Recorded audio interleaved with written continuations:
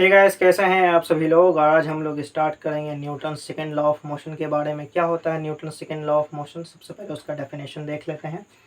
किसी असंतुलित बल द्वारा वस्तु में उत्पन्न किया गया त्वरण बल के समानुपाती तथा वस्तु के द्रव्यमान के व्युत्क्रमानुपाती होती है। बल की दिशा वही होती है जो त्वरण की होती है। ये तो आप लोग का डेफिनेशन। इसका मतलब समझ लेते हैं।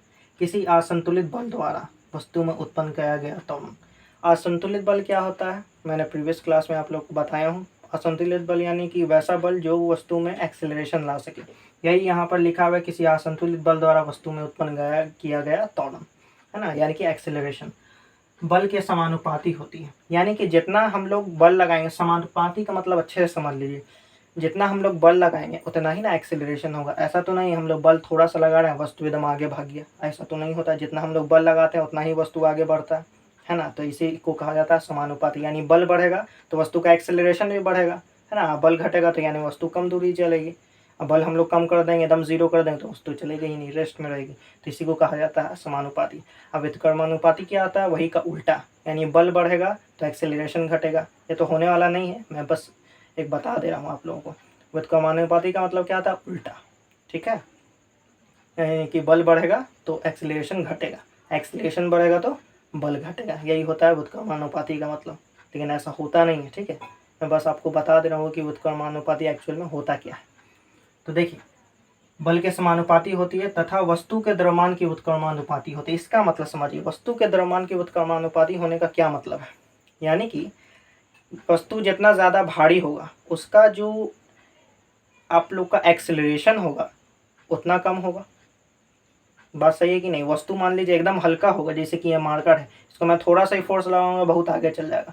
लेकिन ये अगर एकदम भारी हो जाए तो इसको कम फोर्स लगाऊंगा तो ये हिलेगा ही नहीं। यानी बहुत ज़्यादा फोर्स लगाना पड़ेगा, है ना। तो इसे वो कहा जाता है कि वस्तु के द्रव्यमान की व्युत्क्रमानुपाती होती है। कौन? तो एक्सेलरेशन, है ना, वस्तु के द्रव्यमान के व्युत्क्रमानुपाती होती है।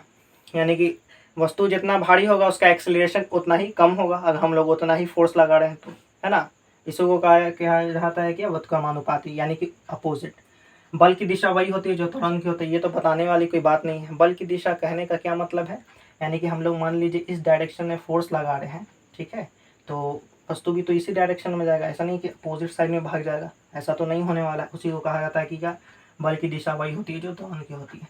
यहाँ पर एक क्वेश्चन के रूप में आप लोग को आ जाएगा, न्यूटन का द्वितीय गति नियम लिखिए और बल के लिए व्यंजक प्राप्त करें। यह सिद्ध करें कि F बराबर m में। आपको क्या करना है? न्यूटन का द्वितीय गति नियम लिख देना है, उसके बाद ये व्यंजक लिख देना है, ठीक है। उसके बाद ये देखो फॉर्मूला प्रूफ कर देना। यहाँ पे आप लोग का डबल चीज़ हो रहा है। यहाँ पे आप लोग का न्यूटन का सेकेंड लॉ ऑफ मोशन भी लिखा जा रहा है, साथ ही साथ F बराबर m में भी प्रूफ किया जा रहा है, ठीक है। तो देखिए व्यंजक क्या है? माना कि m द्रव्यमान की एक वस्तु F बल लगाने पर उसमें a त्वरण उत्पन्न होता है। ये तो खैर एकदम आसान सा बात है। इसी को क्या कहा जाता है? व्यंजक कहा जाता है, ठीक है। तो यहाँ पर हम लोग क्या लिखेंगे? यहाँ पर हम लोग लिखेंगे न्यूटन के द्वितीय गति नियम से a वेरिजेस m। ये जो क्रॉस का जो निशान देखा जाता है उसको वेरिजेस कहा जाता है, या डायरेक्टली प्रोपोर्शनल कहा जाता है, ठीक है। डायरेक्टली प्रोपोर्शनल, यही समानुपाती को ही कहा जाता है, डायरेक्टली प्रोपोर्शनल, ठीक है। यानी कि a वेरिजेस m, यानी कि एक्सेलरेशन बढ़ेगा तो यानी फोर्स भी बढ़ेगा। यानी फोर्स बढ़ा रहे हैं तभी तो एक्सेलरेशन बढ़ रहा है, उसी को लिखा गया है यहाँ पर। क्यों मैंने लिखा न्यूटन के द्वितीय गति नियम में? क्योंकि न्यूटन का द्वितीय गति नियम ये बताता है कि त्वरण जो होता है बल के समानुपाती होता है। उसी को मैंने लिख दिया a वेरिजेस m। इसको इक्वेशन मैंने फर्स्ट मान लिया है। अब यहाँ पे a वेरिजेस 1/m, ठीक है। यानी कि इसमें क्या लिखा है? एक्सेलरेशन जो होता है द्रव्यमान के क्या व्युत्क्रमानुपाती होता है, यानी उल्टा होता है। एक्सेलरेशन बढ़ेगा तो वस्तु का द्रव्यमान घटेगा, वस्तु का द्रव्यमान बढ़ेगा तो एक्सेलरेशन घटेगा, है ना। इसी को मैंने इक्वेशन 2 मान लिया। अब दोनों को मिलाने पर, यानी दोनों इक्वेशन को मर्ज कर दे रहे हैं, तो यह वेरिजेस क्या हो जा रहा है? F/m, ठीक है। तो यहाँ प्रोपोर्शनल हटाने के लिए हम लोग क्या किए? एक कांस्टेंट का इस्तेमाल करते हैं। क्या है? एक कांस्टेंट है ना, जहाँ के एक नियतांक है, ठीक है। तो हम लोग कांस्टेंट का इस्तेमाल क्यों करते हैं? जब भी इन्वर्सली प्रोपोर्शनल का साइन हटता है तो वहाँ पर एक कांस्टेंट का इस्तेमाल किया जाता है। तो वहाँ पर मैंने कांस्टेंट क्या मान लिया है? यानी कि नियतांक क्या मान लिया? मैंने k मान लिया है, ठीक है। इसी को इक्वेशन 3 मान लिया है। अब यहाँ पे बल की एक ऐसी इकाई चुनते हैं जो इकाई द्रव्यमान के वस्तु पर लगकर इकाई त्वरण उत्पन्न करती है। एक बात बताइए, इकाई द्रव्यमान का अगर कोई बल लगेगा तो इकाई एक्सेलरेशन उत्पन्न करेगा, और उसका द्रव्यमान भी इकाई ही होना चाहिए, है ना। तो यही बात है। तो यहाँ पर इसी को मैंने लिख दिया। इकाई का मतलब क्या होता है? 1, ठीक है। तो F बराबर 1, एक्सेलरेशन बराबर 1, m बराबर भी 1, ठीक है। अब इन सब का जो वैल्यू इसको इक्वेशन थर्ड में हम लोग पुट करेंगे, तो हम लोग क्या लिखेंगे,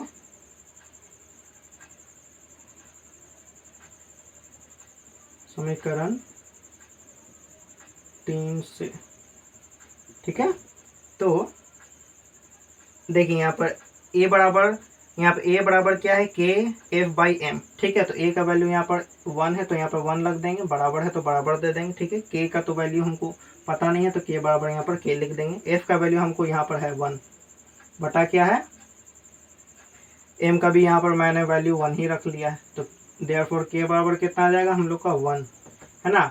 k बराबर 1 मेरा आ गया। अब इसी k बराबर 1 का जो वैल्यू है हमारा, ठीक है, उसको हम समीकरण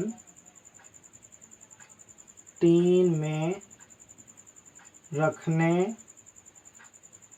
पर, ठीक है, तो क्या होता है, तो देखिए, तो सबसे पहले देख लिए समीकरण 3 है क्या, a बराबर k f बाई एम। ठीक है, तो a के लिए तो a लिख देंगे। ठीक है, k का वैल्यू हम लोग का क्या है, 1 है ना। देखिए k बराबर मेरा 1 आ गया तो यहाँ पे 1 पुट कर देंगे और f बाई क्या कर देंगे, m। अब बताइए a बराबर कितना हो जाएगा मेरा, f को 1 से करेंगे तो f ही हो जाएगा, अब बटा m के लिए तो m। तो अब आप लोग को यहाँ पर पता है क्रॉस मल्टीप्लिकेशन होता है, तो f को यहाँ पे कुछ नहीं है तो समझ जाइए 1 है, तो f को 1 से मल्टीप्लाई करेंगे तो क्या होगा, f ही रह जाएगा, और m को करेंगे तो क्या हो जाएगा, m a हो जाएगा। तो यही हमारा क्या हो गया, फार्मूला प्रूव्ड हो गया। याद कीजिए, मैंने आप लोग को फर्स्ट क्लास में f बराबर m में लिखवाया था, तो देखिए इस तरीके से आप लोग का फॉर्मूला प्रूव आ गया। ये सबसे हाईएस्ट मार्क्स में आने वाला क्वेश्चन है। अगर आप लोग का चैप्टर 3 से कोई सबसे ज़्यादा मार्क्स का जो क्वेश्चन आता है तो यही आएगा।